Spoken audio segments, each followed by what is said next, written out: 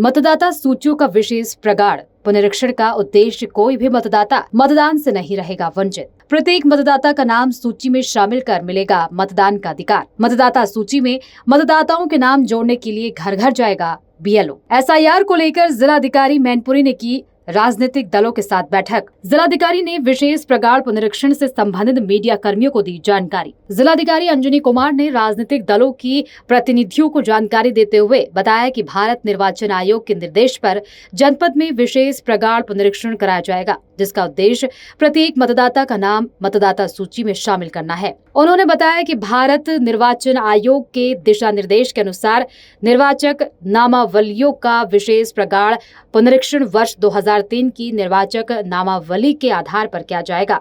जिलाधिकारी अंजनी कुमार ने पत्रकारों को बताया कि मैनपुरी जनपद में जिसके लिए गणना प्रपत्रों का विवरण बूथ लेवल अधिकारी द्वारा 4 नवंबर 2025 से 4 दिसंबर 2025 तक किया जाएगा। उन्होंने बताया कि मतदाता सूची तैयार करने वाले जिले की 6 तहसीलों में 1661 बीएलओ अपने अपने क्षेत्र में प्रत्येक घर में 3 बार जाएंगे, जो निर्वाचन आयोग द्वारा जारी किए गए 13 बिंदुओं पर कार्य करेंगे। और क्या कुछ कहा जिलाधिकारी अंजनी कुमार सिंह ने, देखिए पूरी report. Checking of health parameters of electoral roll, जो हमारा इलेक्टोरल रोल है वो बिल्कुल प्योर हो, उसमें किसी भी प्रकार की त्रुटि ना हो। और जो कमीशन की जो परमिशन है फॉर फाइनल पब्लिकेशन, तो ये कार्य किया जाना है 3 फरवरी 2026 तक। इसके बाद में जो हमारा final publication of electoral roll होगा ये 7 फरवरी 2026 को। तो हमारा जो publication of draft electoral roll ये है 9/12/25 और फाइनल पब्लिकेशन हमारा होगा 7 फरवरी 2026 का। इसके लिए जो हमारी अहर्ता तिथि निर्धारित की गई है माननीय भारत निर्वाचन आयोग 26 के आधार पर भारत निर्वाचन आयोग द्वारा निर्वाचक नामावलियों का जो एसआईआर होगा वर्ष 2003 की निर्वाचक नामावली के आधार पर कराया जा रहा है, जो कि बहुत ही महत्वपूर्ण है। 2003 वाली जो हमारी निर्वाचक नामावली है। वर्तमान में हमारी जनपद के जो कुल मतदाता हैं 14,03,413 हैं, जिसके लिए गणना प्रपत्रों का वितरण बूथ लेवल अधिकारी के द्वारा दिनांक 4/11/25 से 4/12/25 तक जो है वितरण और प्राप्ति के अनुसार किया जाएगा। साथ यद्यपि प्रत्येक वर्ष इसका पुनरीक्षण किया जाता है मतदाता सूची का, और जिन वर्षों में चुनाव होता है उन वर्षों में ज्यादा इंटेंसिव किया जाता है, फिर भी इस बात से इनकार नहीं किया जा सकता है कि मतदाता सूची में समय के साथ साथ कुछ कुछ कमियां आती रहती हैं।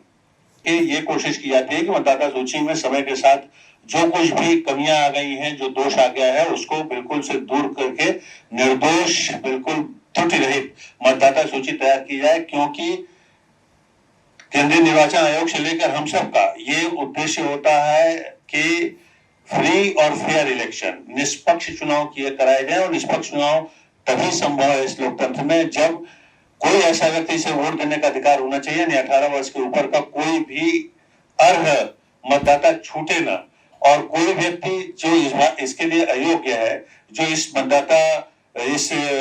पोलिंग कॉन्स्टिट्यूंसी में नहीं रहता है, उसका नाम ना आए, यानी योग्य व्यक्ति छूटने ना पाए और जो अयोग्य व्यक्ति है मतदाता होने के लिए उसका नाम ना आए। इसको करने के लिए ये विशेष प्रकार पुनरीक्षण है। इस पुनरीक्षण में हर व्यक्ति से, हर वोटर से हमारा बीएलओ संपर्क करने की कोशिश करेगा, हाउस टू हाउस जाएगा, एक घर में 3 बार जाएगा। तो जो लोग भी मतदाता सूची में 2003 में दर्ज हैं और वर्तमान मतदाता सूची में दर्ज हैं, उनसे मुलाकात करेगा या उनके परिवार वाले से मुलाकात करेगा, तो इससे अपने आप पता लग जाएगा कि ऐसे कौन से व्यक्ति हैं जो मतदाता सूची में नहीं होने चाहिए फिर भी हैं, और यह भी पता लग जाएगा कि जिनका नाम मतदाता सूची में होना चाहिए और नहीं है तो उसका तत्काल नाम जोड़ा भी जाएगा।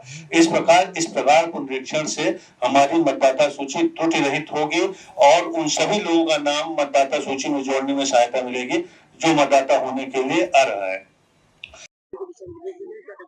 मान्यता प्राप्त राजनीतिक दलों के विशेष प्रतिनिधियों को बुलाया गया है और ये विशेष प्रकार पुनरीक्षण जो 4 नवंबर से आरंभ होने जा रहा है, गणना इन्यूमरेशन फॉर्म घर घर दिए जाने की कार्रवाई, उसके बारे में जानकारी दी गई।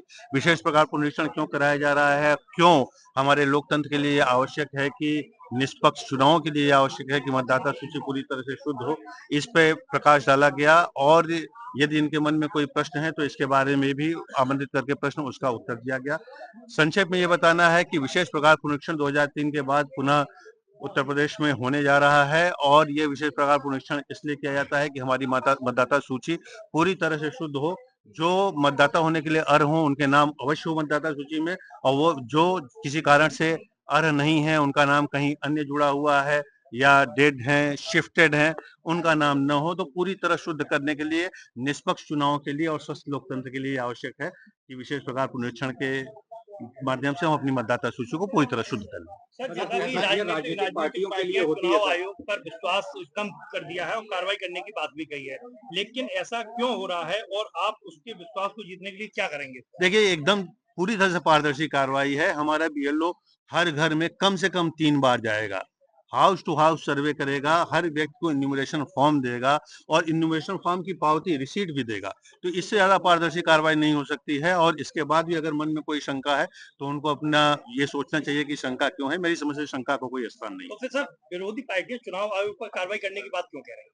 अब ये उनका कहना है, इस पर मुझे नहीं कुछ कहना है। मैं तो ये कह रहा हूँ कि ये कार्रवाई पूर्णतया पारदर्शी होगी और इस पारदर्शिता के बारे में विस्तार से बताया गया। ये कार्रवाई क्यों की जा रही है, स्वस्थ लोकतंत्र और निष्पक्ष चुनाव के लिए ये क्यों आवश्यक है, इस पर भी प्रकाश डाला गया। और इससे स्वस्थ कार्रवाई, इससे पारदर्शी कार्रवाई संभव नहीं। सर, एसआईआर पार्टी के बिहार में चुनाव हो रहा है, बिहार में चुनाव हो रहा है, एसआईआर के बाद अगर बिहार के ज्यादा लोग अन्य राज्यों में नौकरी करने के लिए जाते हैं, वहां भी उनका वोट है और बिहार में भी है, तो उसके लिए फिर उनका देखिए, मतदाता एक ही स्थान पे हो सकता है। आप जानते हैं पूरे भारतवर्ष में मतदाता का नाम एक ही स्थान पे हो सकता है। तो ये उनकी इच्छा है और सामान्य रूप से जहाँ निवासी होगा, वर्ष में ज्यादा समय तक रहता होगा, वहां पर इनका नाम रहेगा। तो वो तो उनकी इच्छा है। प्रगाढ़ पुनरीक्षण इसीलिए किया जा रहा है कि कोई भी ऐसा व्यक्ति जो योग्य है मतदाता बनने का, यानी अर्ह मतदाता, छूटे न। और मुझे विश्वास है कि ये कार्रवाई लोकतंत्र को स्वस्थ करने की दिशा में और चुनाव को निष्पक्षता करने के लिए, निष्पक्षता करने के लिए आवश्यक है। धन्यवाद।